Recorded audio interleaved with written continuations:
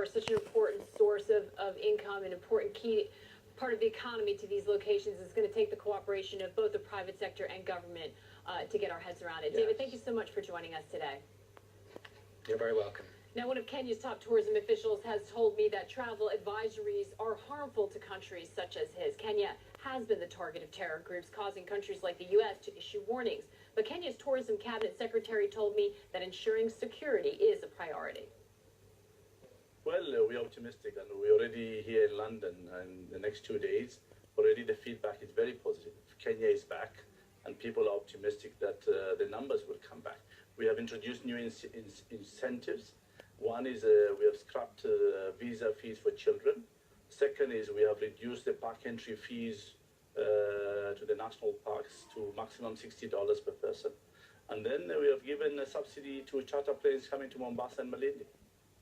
It has come after a tough period, and I know in the past you have been critical of travel advisories. What is the best way for governments to try to inform and protect their passengers and their citizens? How should it be handled? I think travel advisory has damaged countries like Kenya, because then insurance is out of place. The problem is that you become double tragedy of victim. One is a victim by the terrorist. Second, then it becomes economical. It hurts the economy, creates redundancy and unemployment, and the vulnerability of unemployed youth to terrorists. I believe we can be more innovative governments to protect their nationals, but more important thing is that we should stand in solidarity with the country that has been attacked. There is this ever-present security threat. We've seen it play out. What more is the industry doing, hotels, resorts, airlines, in order to try to change and adapt? Well, we are developing new strategies. We are creating a refurbishment fund so that we can refresh and renew our hotels. We can review the beach destination and make it more vibrant and attractive to tourists. We are investing heavily on infrastructure and security. We have increased our security budget to almost $2.3 billion. And additional equipments and motor vehicles for the police.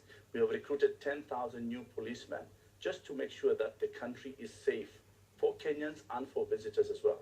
But more important thing, infrastructure pertaining to areas where tourists work. So we are serious this time into creating a new product, a country that is safe, as well as we have a plan up to 2030. So I have a 15-year strategy, which is sustainable for the economy. I know part of your push in portfolio has been really to expand our understanding of Kenya, to diversify away from being just thought of for a safari destination or one particular beach resort. What can we expect to see in terms of initiatives in that direction? Well, our uniqueness is the combination of beach and safari, and that's the uniqueness. But we have more. We have sports tourism.